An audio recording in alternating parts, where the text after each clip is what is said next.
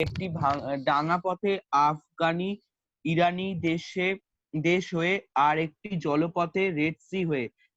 Sikandar Shah Iran বিজয়ের পর নিয়াকুর নামক সেনাপতিকে জলপথে সিন্ধুদের মুখ হয়ে সমুদ্র পার হয়ে লোহিত সমুদ্র দিয়ে রাস্তা দেখতে পাঠান। বাবিল, ইরান, গ্রিস, রোম প্রভৃতি প্রাচীন দেশের ঐশ্বর্য যে কত পরিমাণে ভারতের বাণিজ্যের উপর নির্ভর করত তা অনেকে জানে না।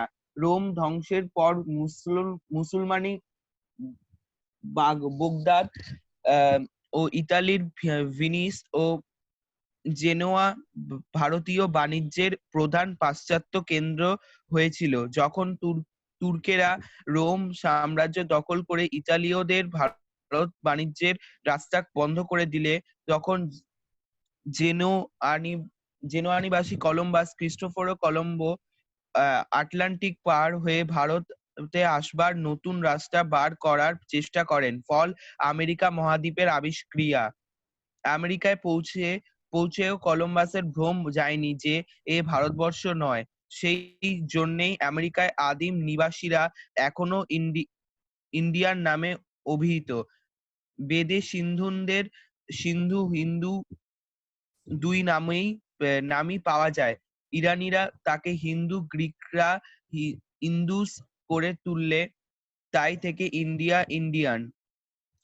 মুসলমানি ধর্মের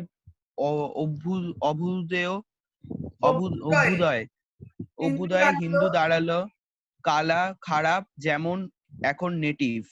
আচ্ছা, এদিকে এখান থেকে এত অব্দি হচ্ছে ভারতের বাণিজ্যের বিবরণ।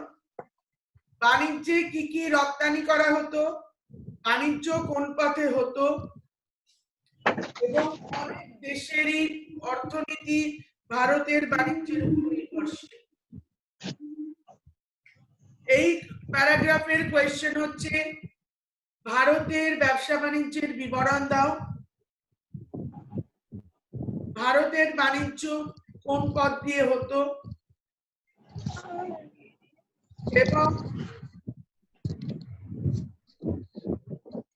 এবং ভারতে কাদের সঙ্গে ব্যবসা বাণিজ্য হতো, এরকম কোয়েশ্চেনও আসতে পারে। আর ছোট প্রশ্ন হিসাবে কলম্বাসকে তিনি কি আবিষ্কার করেছিলেন, কেন আমেরিকার আদিবাসীদের নাম ইন্ডিয়ান বলা হয়, আদি নিবাসীদের ইন্ডিয়ান বলা হয়,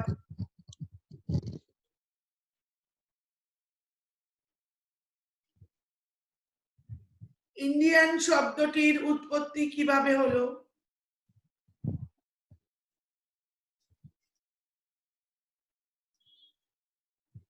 নেটিভ কাদের বলা হয়। আন্টি বলছি ইন্ডিয়ান, আন্টি বলছি ইন্ডিয়ান শব্দটির উৎপত্তি ওটা কি খালি ওইটুকু লিখবো যে গ্রিকরা যবে থেকে ইন্ডাস নামটা দিল তা ওখান থেকে এলো ইন্ডিয়া? হ্যাঁ, সিন্ধুকে গ্রিকরা বলতো ইন্দু, মানে গ্রিকরা ইরানিয়ারা হিন্দু, তারা গ্রিকরা বলতো ইন্দু, তাই থেকে ইন্ডিয়া বা ইন্ডিয়ান। ঠিক আছে। তাহলে বড় কোয়েশ্চেন, ব্যবসা বাণিজ্যের বিবরণ দাও, কি কি রপ্তানি হতো, কোন কোন পথে ব্যবসা বাণিজ্য হতো, আর হচ্ছে তারপরে তোমার কাদের সঙ্গে ব্যবসা বাণিজ্য হতো, কেন কলম্বাস আমেরিকা আবিষ্কার করতে বা ইন্ডিয়া আবিষ্কার করতে তৎপর হন এবং তিনি কি আবিষ্কার করেন, আমেরিকার আদি নিবাসীদের ইন্ডিয়ান বলা হয় কেন, আর ইন্ডিয়ান নামকরণের কারণ বা ইন্ডিয়ান নামকরণ কিভাবে হলো, আর নেটিভ কাদের বলা হয়। এই কোয়েশ্চেন গুলো এই প্যারাগ্রাফের জন্য রয়েছে। আচ্ছা ম্যাম, লাস্টের কোশ্চেন দুটো আরেকবার বলুন। ইন্ডিয়ান নামকরণের পেছনে কি ইতিহাস আছে বা ইন্ডিয়ান কিভাবে নামকরণ হয়, আর একটা হচ্ছে তোমার হচ্ছে ওই নেটিভ কাদের, আর কলম্বাস হচ্ছে কলম্বাস কেন ইন্ডিয়া আবিষ্কারে তৎপর হয়েছিলেন।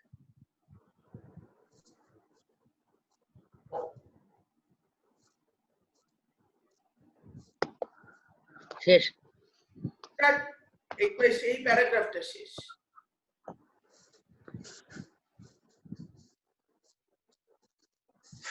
ইচ্ছা ইচ্ছা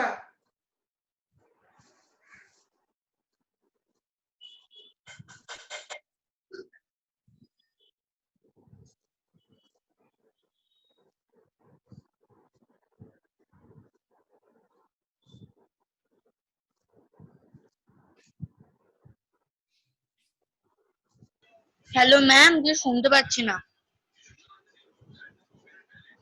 আমার কথা শুনতে পাচ্ছ না? এখন শুনতে পাচ্ছি। হ্যাঁ, তাহলে আমি তো বলিনি। আচ্ছা স্বাগতা, তুমি কন্টিনিউ করো। মিস আমি পড়বো? শ্বেতা, আমি হ্যাঁ পড়বো পড়ো আন্টি। পড়ো, হ্যাঁ thank you। তাহলে স্বাগতা শ্বেতা পড়ুক। হ্যাঁ ম্যাম, ঠিক আছে। আচ্ছা পড়ো। এদিকে পর্তুগিজরা ভারতের নতুন পথ আফ্রিকা বেড়ে আবিষ্কার করলে ভারতের লক্ষ্মী পর্তুগালের উপর সদয়া হলেন। পরে ফরাসি, ওলন্দাজ, ডেনমার্ক, ইংরেজের ঘরে ভারতের বাণিজ্য, রাজস্ব সমস্তই তাই ইংরেজ এখন সকলের উপর বড় জাত। তবে এখন আমেরিকার প্রভৃতি দেশে ভারতের জিনিসপত্র অনেক স্থল ভারত অপেক্ষা উত্তম উৎপন্ন হচ্ছে, তাই ভারতের আর তত কদর নাই। এই কথা ইউরোপীয়রা স্বীকার করতে চায় না। ভারত নেটিভ পূর্ণ ভারত যে তাদের ধন সভ্যতার প্রধান সহায় ও সম্বল, সে কথা মানতে চায় না, বুঝতেও চায় না। আমরাও বোঝাতে কি ছাড়বো? ভেবে দেখো কথাটি কি।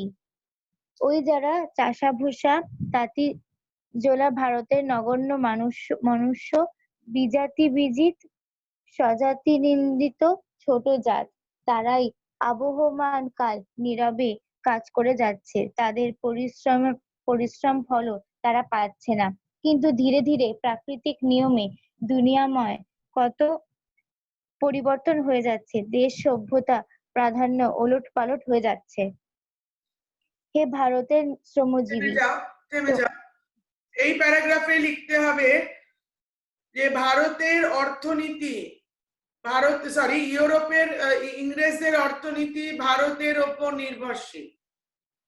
ইংরেজদের অর্থনীতি ভারতের ওপর নির্ভরশীল, এই কথা ইংরেজরা স্বীকার করতে চায় না। এই প্যারাগ্রাফের মেন কোয়েশ্চেন হচ্ছে এই কথা ইউরোপীয়রা বা এই কথা তারা ইউরোপীয়রা স্বীকার করতে চায় না। কোন কথা স্বীকার করতে চায় না বা তারা কি স্বীকার করতে চায় না তার বিবরণ দাও।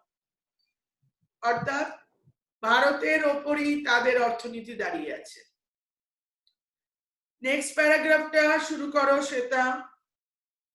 হে ভারতের শ্রমজীবী, তোমরা নীরব অনবরত নিন্দিত পরিশ্রমের ফলস্বরূপ বাবিল, ইরান। কথা বললো না, শুভম কি বলছো? কথা বলেছে না, বিজাতি বিজিত না একটা ওয়ার্ড বলেছেন না, ওটার মানে কি? বিজাতি বিজিত, স্বজাতি নিন্দিত ছোট জাত। হ্যাঁ, বিজাতি বিজিত। হ্যাঁ, এটার মানে কি? হ্যাঁ, বিজাতি বিজিত মানে হচ্ছে বিজাতি ও বিদেশি দ্বারা বিজিত, স্বজাতি নিন্দিত ছোট জাত। মানে আমরা এই চাষাভূষ তাঁতি চোলা এদের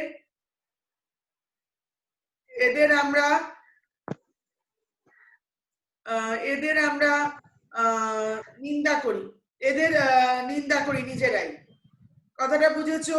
বিজাতি বিজিত মানে হচ্ছে অন্য দেশ তাদের বিজয় করেছে, আর স্বজাতি আমরাও তাদের কিন্তু বিশেষ মানে গুরুত্ব দিই না। স্বজাতি নিন্দিত, এরা ছোট জাত। এরাই কিন্তু ভারতের কেন সমগ্র ইউরোপের দেশগুলোর অর্থনীতিকে কন্ট্রোল করে, কিন্তু এরাই পায় অবহেলা। তুই কি বলছিলিস?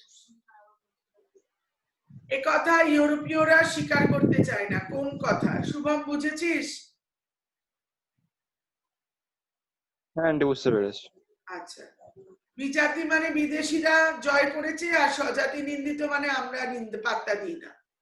আর কেউ কিছু জিজ্ঞেস করবি? আচ্ছা, তাহলে সেটা শুরু করো পড়তে।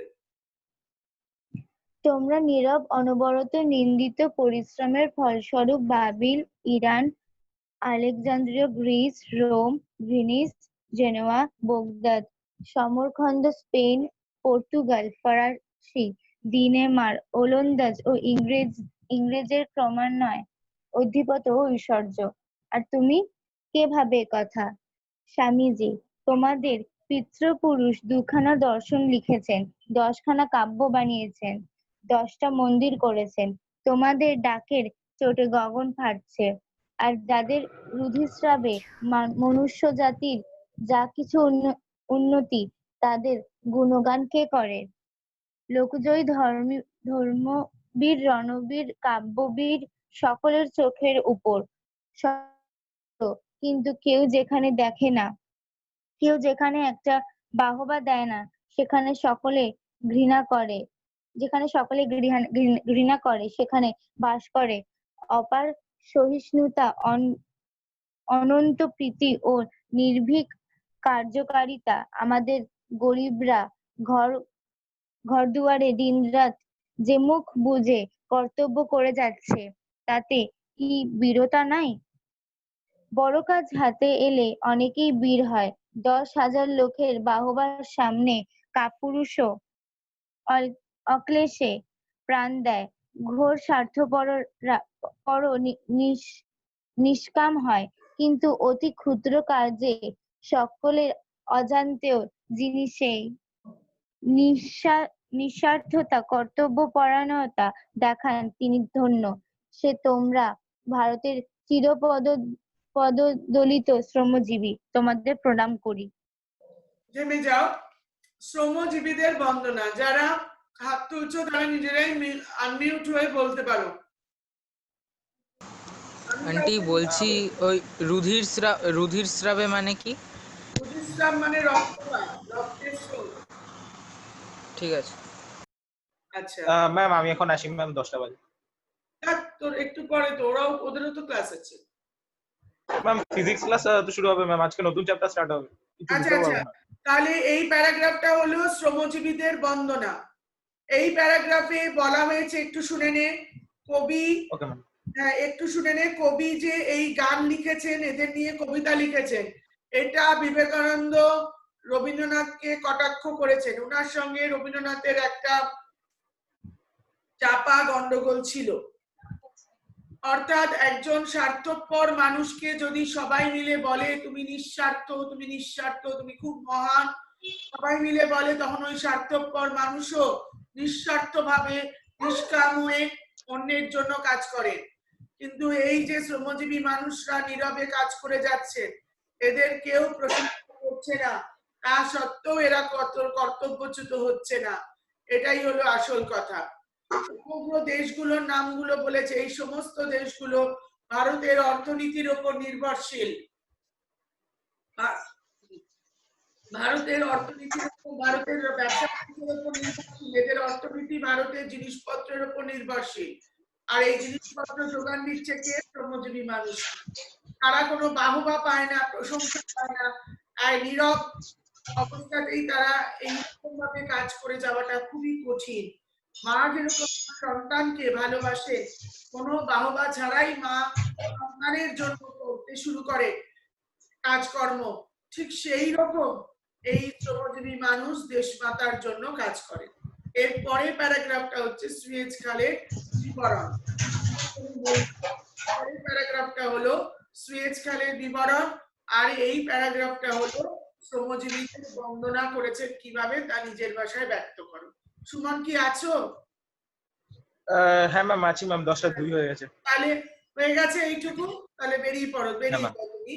আমি ওকে ম্যাম। সুয়েজ খালের বিবরণটা পড়ে তারপরে শেষ করছি। হ্যাঁ ম্যাম, ম্যাম আসছি ম্যাম। হ্যাঁ হ্যাঁ, আচ্ছা, পড়বে শ্বেতা। হ্যাঁ ম্যাম। কে বলছো কিছু? আমি প্রীতম বলছি। হ্যাঁ বল। ম্যাম রুধিস্রাব মানে কি বলে? রক্তাক্ত? রুধিস্রাব মানে রক্ত প্রবাহ। আচ্ছা। সায়ন কিছু বলবে? আন্টি পড়বো? হ্যাঁ পড়ো। আন্টি আমি অহনা, আমি পড়বো আন্টি? হ্যাঁ পড়ো তাহলে শ্বেতা, অহনাকে একটু চান্স দেবো। হ্যাঁ মিস ঠিক আছে। হ্যাঁ অহনা পড়ো। এ সুয়েজ খালও অতি প্রাচীন জিনিস। প্রাচীন মিশরের ফেরো বাদশাহের সময় কতকগুলি লবণাম্বু জলাখাতের দ্বারা সংযুক্ত করে উভয় সমুদ্রস্পর্শী এক খাত তৈয়ার হয়। মিশরের রোম রাজ্যের শাসনকালেও মধ্যে ওই খাত মুক্ত রাখবার চেষ্টা হয়। পরে মুসলমান সেনাপতি অমরু মিশর বিজয় করে ওই খাতের বালুকা উদ্ধার ও অঙ্গ প্রত্যঙ্গ বদলে এক প্রকার নতুন করে তোলেন। পড়ো। তারপর বড় কেউ কিছু করেননি। তুরস্ক সুলতানের প্রতিনিধি মিশর খেদিভ ইসমাইল ফরাসিদের পরামর্শ অধিকাংশ ফরাসি অর্থে এই খাত খনন করান। এই খালের মুশকিল হচ্ছে যে মরুভূমির মধ্য দিয়ে যাবার দরুন পূর্ণ বালিতে ভরে যায়। এই খাতের মধ্যে পুনঃ মানে বারবার, পুনঃ মানে বারবার।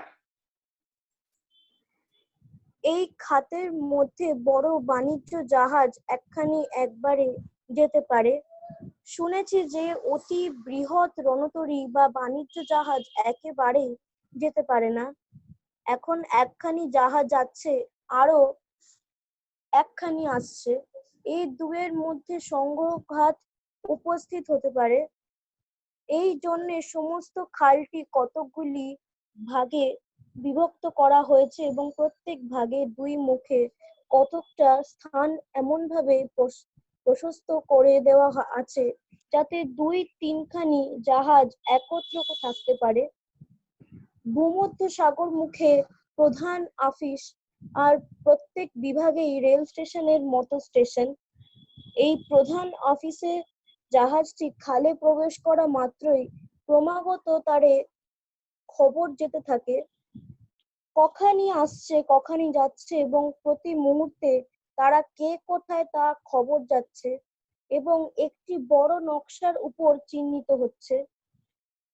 একখানির সামনে যদি আর একখানি আসে, এজন্য এক স্টেশনের হুকুম না পেলে আর এক স্টেশন পর্যন্ত জাহাজ যেতে পায় না।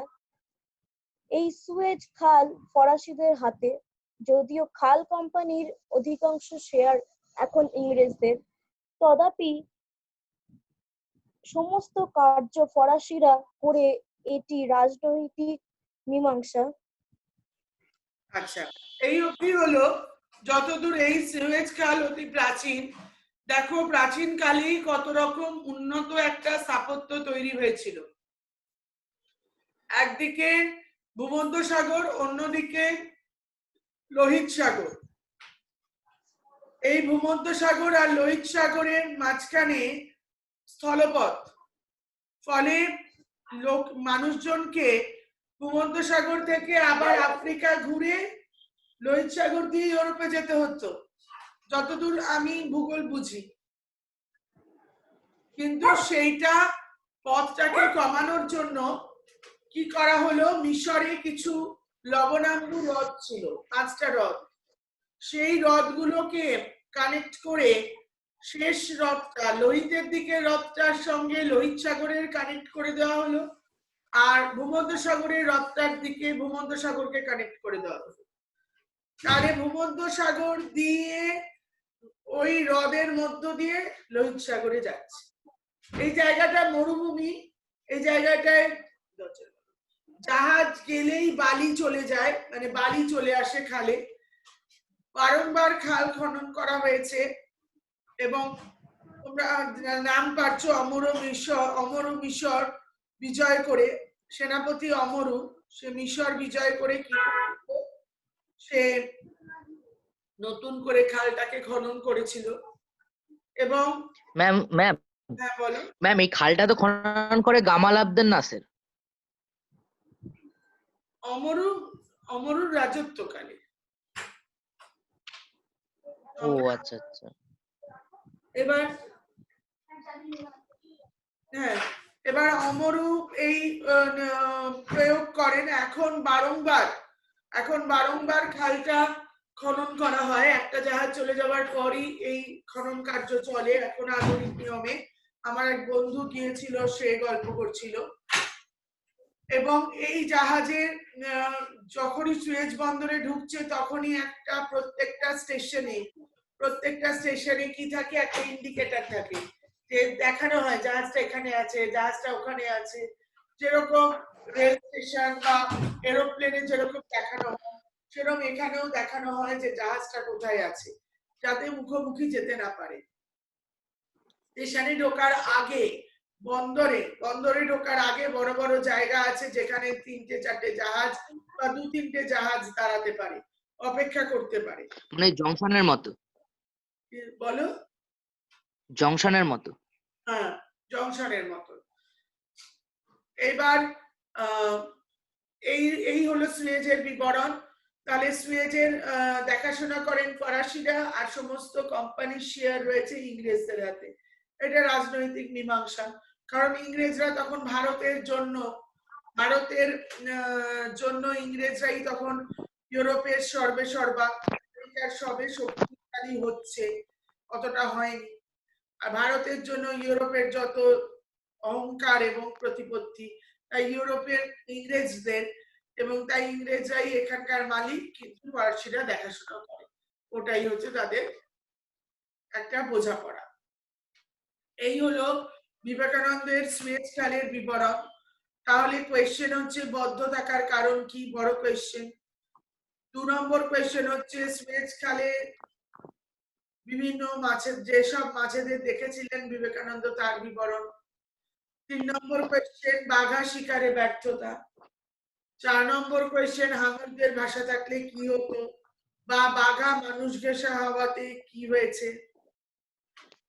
তারপরে ভগীরথ প্রসঙ্গ কোয়েশ্চেন আসতে পারে। ওই অন্যান্য গুলো বললাম না, শ্লোক গুলো ছোট ছোট কোয়েশ্চেন। তারপরে কোয়েশ্চেন আসতে পারে ঘ্যাবরা শিকারে সাফল্য। তারপরে কোয়েশ্চেন আসতে পারে ভারতের ব্যবসা বাণিজ্যের বিবরণ দাও।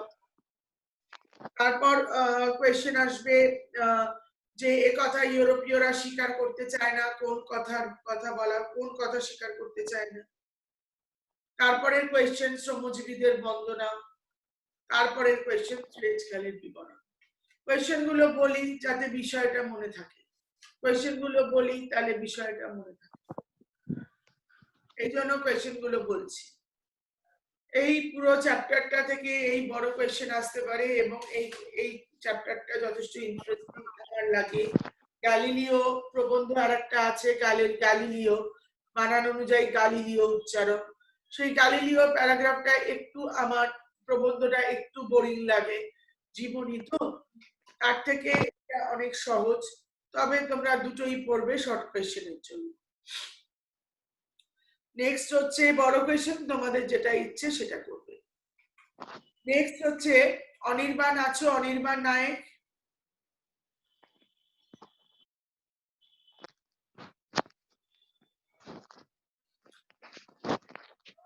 অনির্বাণ নেই, বেরিয়ে গিয়েছে, ঢুকেছিল একবার।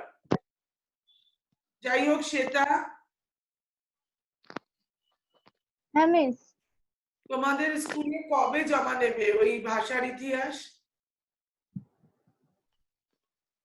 মানে আমাদের ওরকম কিছু বলেনি তো। অনির্বাণ অনিশকে জিজ্ঞেস করুন। মিস অনিশকে জিজ্ঞেস করুন।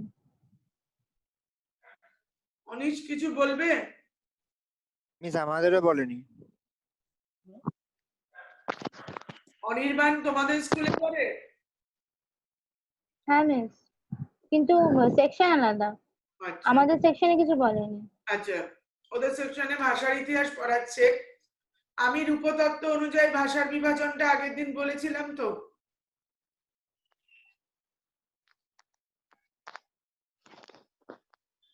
কেউ কারোর মনে আছে? হ্যাঁ, আমাদের ওই আমি তো বৃহস্পতিবার করেছিলাম, বলেছিলেন। বুধবার বলিনি? না না মিস। আচ্ছা, বুধবার বলিনি। একটা ছোট করে বলে আমি আজকে শেষ করব। ভাষার ইতিহাস মানে হচ্ছে ল্যাঙ্গুয়েজের বই যেটা, লিটারেচারের দিক না, ল্যাঙ্গুয়েজের দিক একটু মাঝখান থেকে আছে। আর প্রথম কোয়েশ্চেনটা হবে রূপতত্ত্ব অনুযায়ী ভাষার বিভাজন। রূপতত্ত্ব অনুযায়ী ভাষার বিভাজন। রূপতত্ত্ব ব্যাপারটা কি? রূপ হচ্ছে বাক্যে যখন আমরা লিখছি, বাক্যে একটা কথা বলছি, সেটা কিভাবে গঠিত হচ্ছে সেটাই হচ্ছে রূপ ঠিক করে দেয়। আমি পূজাকে পুজো বলছি, এটা হচ্ছে ধ্বনিতাত্ত্বিক চেঞ্জ। আর রূপতাত্ত্বিক ব্যাপারটা কিরকম? যেমন ধরো কোন বাংলার লোকেরা বলে বাবা বাড়িতে নাই, বাড়িতে নাই মানে বাড়িতে নাই। আর আমি বলবো বাড়িতে নেই, কলকাতার লোকেরা। কেউ হয়তো বলবে বাঙালি তারা, কিন্তু বলবে বাবা বাড়িতে নাই। এই যে কখনো বলছি বাড়িতে, কখনো বলছি বাড়িতে, এটা হলো রূপতাত্ত্বিক পরিবর্তন। উচ্চারণটার পরিবর্তন হলে ধ্বনিগত বৈশিষ্ট্য, আর বাক্য বলার, একটা বাক্য বা সেন্টেন্স বলার ক্ষেত্রে যে পাল্টে যাচ্ছে। মিউট করো না। বাক্য বলার ক্ষেত্রে যে আমরা পরিবর্তন করি তাকে রূপতাত্ত্বিক বৈশিষ্ট্য বলে। রূপতাত্ত্বিক বৈশিষ্ট্য অনুযায়ী ভাষার বিভাজন, এটা হচ্ছে আলোচ্য বিষয়। এটার আমি পিডিএফ দিয়ে দেবো, দিয়েওছি গ্রুপে। এটা একটু দেখবে, আমি পরের দিন শুরু করব। রূপতাত্ত্বিক বৈশিষ্ট্য অনুযায়ী ভাষার বিভাজন। আর একটা আমাকে ইনফরমেশন দাও ম্যাম, বলছি গল্পের নোটসটা পাঠিয়ে দেবেন? পাঠিয়ে দেওয়া হবে। রূপতাত্ত্বিক বৈশিষ্ট্য ছাড়া একটা ইনফরমেশন আমাকে দাও। এই গ্রুপে আমার কি পড়ানো হয়েছিল? জনা, নীলধ্বজ, হ্যাঁ আন্টি। ডাকাতের মার চরিত্র। হ্যাঁ। তাহলে পরের দিন আমরা ভাষার ইতিহাস শুরু করবো, ম্যাম করবো। আর ম্যাম ডাকাতের মায়ের চরিত্রটা ডাকাতের মায়ের চরিত্র reading হয়নি, করাবেন হ্যাঁ। বলেছিলেন। পড়ানো হয়নি। হ্যাঁ, তাহলে ডাকাতের না, ওটাকে reading হয়েছিল। করাবো, আর রূপতাত্ত্বিক বৈশিষ্ট্যটা পরের দিন শুরু করবো। ঠিক আছে। ঠিক আছে, তাহলে আজকে অবধি শেষ করছি। ভাঙর শিকার আচ্ছা, আরেকটা কথা বলে নি, মিউট করেনি থেকে আওয়াজ হচ্ছে। ম্যাম কি বলছেন? কিছু বলিনি, সেটা হচ্ছে খুব রিসেন্ট। আমি জুলাই মাসে পরীক্ষা নেব। সিলেবাস হচ্ছে চর্যাপদ আর নীলধ্বজের প্রতি জনা। সিলেবাস হচ্ছে বাংলা সাহিত্যের যে ইতিহাস দিয়েছি সেইটা, যে ট্রি চার্টটা, আর চর্যাপদ দিয়েছি, আর নীলধ্বজের প্রতি জনা। এইগুলো হচ্ছে পরীক্ষায় থাকবে, তাই পড়তে শুরু করো। আচ্ছা, ভালো থেকো, সুস্থ থেকো। এখানে শেষ করছি। ম্যাম ম্যাম শুনতে পাচ্ছেন? হ্যাঁ, পাচ্ছি। ম্যাম বলছি আপনি সুয়েজ খালে হাঙর শিকার, এতে পেজ 25 এ আগে কি? এক মিনিট স্নেহা, কালকে ক্লাস। হ্যাঁ বলো বলো। আন্টি আমি কালকে কানেকশনটা শেষ হয়ে গেছে। আন্টি বলছি আপনি পেজ নাম্বার 25 এ কিন্তু নেহাত হতাশ হওয়ার প্রয়োজন নেই থেকে আমি একাই আপনি বলেছিলেন একটা বলতে যে বিবেকানন্দ বা প্রাবন্ধিক রূপে হাস্যরসের বিবরণ, তো ওই প্রশ্নটা কি বলবো? বুঝতে পারলাম না কথাটা। আপনি একটা কোশ্চেন